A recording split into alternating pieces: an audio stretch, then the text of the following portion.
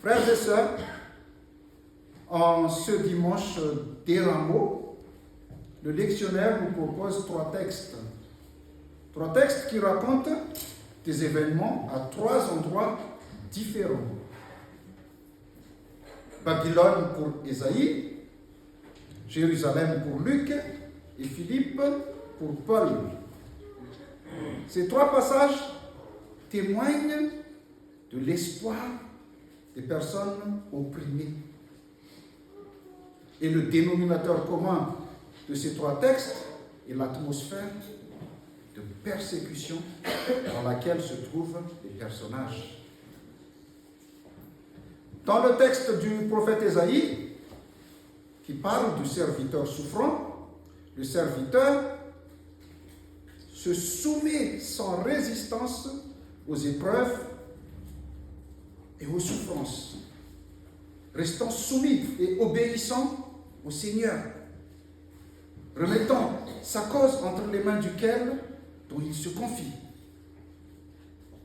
Et dans l'épître aux Philippiens, Paul se trouve en prison, mais il parvient, malgré tout cela, à maintenir sa joie et sa confiance envers le Seigneur. Et dans notre évangile du jour, nous le connaissons bien, Jésus se rend volontairement à Jérusalem pour y donner sa vie et y être crucifié. Dans notre première lecture, le prophète Ésaïe s'adresse au peuple d'Israël exilé à Babylone au cours du VIe siècle avant Jésus-Christ. Cet exil et cette captivité, en fait, servent de toile de fond à cette prophétie. Ésaïe annonce l'avènement du Messie, d'un Messie qui sera obéissant, qui souffrira et qui consolera son peuple. Et les chrétiens voient en ce serviteur souffrant une figure anticipant celle du Christ. C'est pourquoi l'Église choisit de lire ce texte pendant les offices de la Semaine Sainte. Deux traits majeurs de ce serviteur souffrant se détachent de la personne de Jésus-Christ.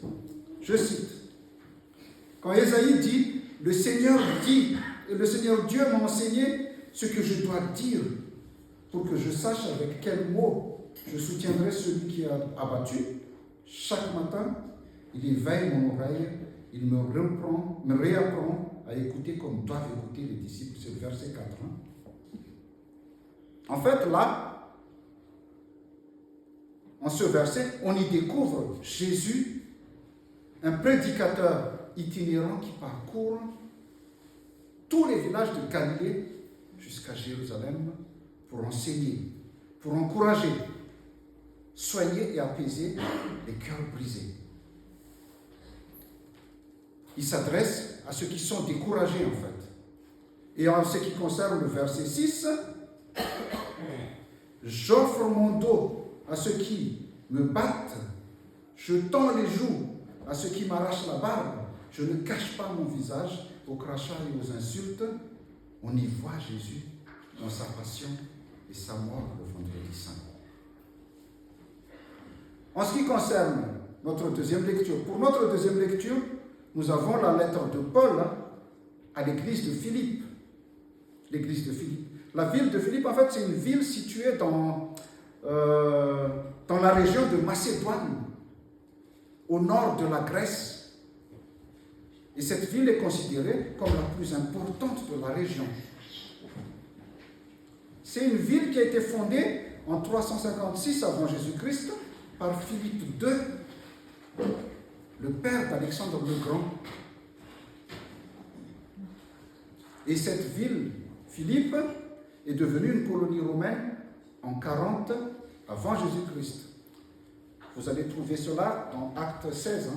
Selon les Actes des Apôtres, chapitre 16, c'est Paul qui a fondé l'église de Philippe lors de son deuxième voyage missionnaire.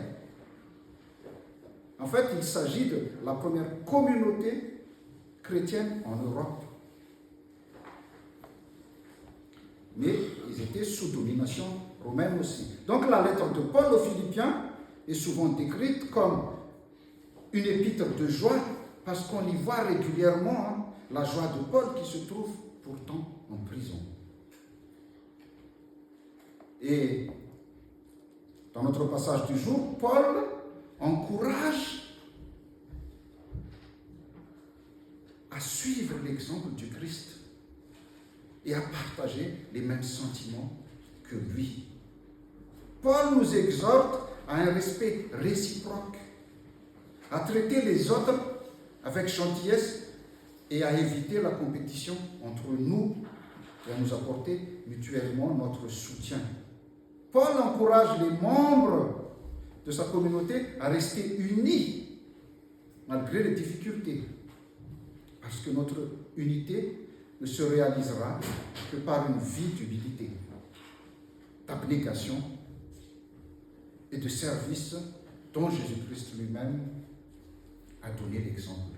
Je cite ce qui est écrit: lui qui était vraiment divin, il ne s'est pas prévalu d'un rang d'égalité avec Dieu, mais il s'est vidé de lui-même en se faisant vraiment esclave. En devenant semblable aux humains, reconnu à son aspect comme humain, il s'est abaissé lui-même en devenant obéissant jusqu'à la mort sur la croix. Philippiens 2, chapitre 2, versets 6 et 8. En fait, ici, c'est quoi? C'est à l'image de Jésus qui, durant sa vie terrestre, a renoncé à la gloire qui aurait dû normalement découler de sa condition divine. Nous sommes tous appelés à suivre cette voie de l'abaissement. C'est-à-dire à ne pas chercher à dominer, ni à nous imposer, ni à nous faire servir. En langage théologique, on appelle cela la kénose. C'est que à nous de nous baisser pour accompagner les meurtris, les handicapés, les fatigués, les malheureux, quelles que soient les conditions dans lesquelles on se trouve, on doit s'abaisser pour aider ces gens-là. Nous devons dépasser complètement nos comportements égocentriques. C'est comme cela que nous allons entrer dans la semaine sainte. Comme le texte d'évangile a dit, le Seigneur a besoin de nous.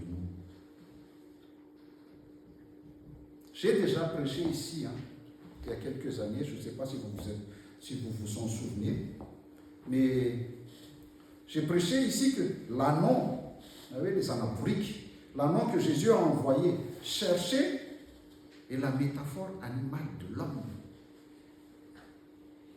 Jésus vient nous chercher, nous qui sommes insignifiants, pour nous emmener avec lui dans ce monde. Il vient nous chercher pour le porter, pour porter la bonne nouvelle.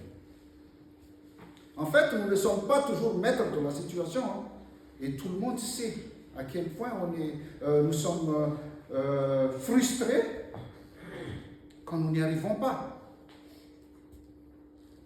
Mais l'ânon, ici, ne voit pas Jésus sur son dos,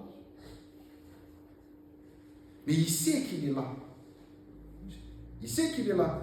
C'est lui qui le dirige. C'est lui qui l'encourage à avancer. C'est lui qui a son destin entre les mains. Cela veut dire quoi? Cela veut dire que de la même manière, nous ne voyons pas Jésus physiquement. Nous ne le voyons pas agir dans notre vie. Mais nous savons qu'il est là pour nous. Il est toujours là pour nous. Qu'il agit en notre faveur. Des fois, on essaiera de nous empêcher d'agir. On essaiera de nous empêcher d'agir. On essaiera de nous faire taire. De nos jours, par exemple, ici en France, de nos jours, sous le signe de la laïcité, on demande aux églises et aux chrétiens de se taire et de rester dans le cadre du privé. Mais Jésus a dit, s'ils se taisent, les pierres brûleront.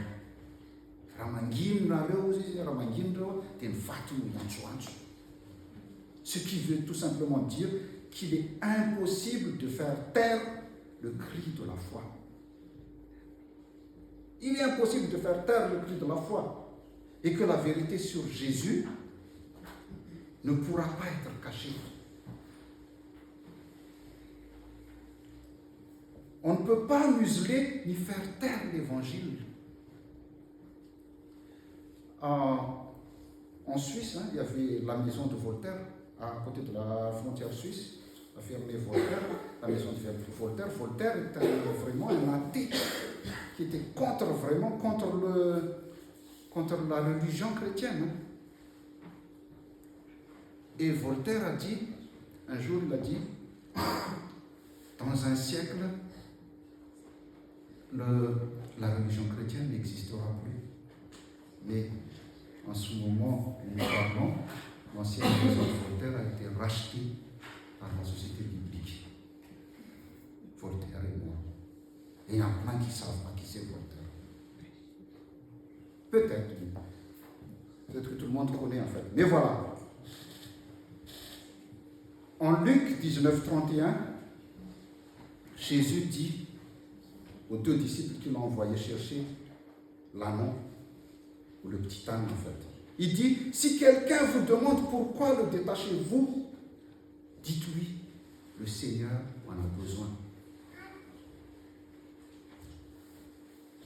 Cela signifie également que lorsque quelqu'un nous empêche d'agir, nous devons répondre, le Seigneur en a besoin. Le Seigneur a besoin de moi. Le Seigneur a besoin de toi. Le Seigneur est venu me chercher. Moi, je viens te chercher. Parce qu'il a besoin de toi. Il a aussi besoin de toi pour porter son message dans ce monde. Et nous, le petit amant incompétent et sans expérience, Jésus nous appelle à témoigner au monde l'évangile et ce qui a été transformé dans notre vie. Ainsi, mes frères et sœurs bien-aimés, et je vais m'arrêter là-dessus, soyez fermes, inébranlables, travaillant de mieux en mieux à l'œuvre du Seigneur, sachant que votre travail ne sera pas vain dans le Seigneur. Que la grâce de notre Seigneur Jésus-Christ, l'amour de Dieu le Père et la communion du Saint-Esprit soient avec vous tous. Amen.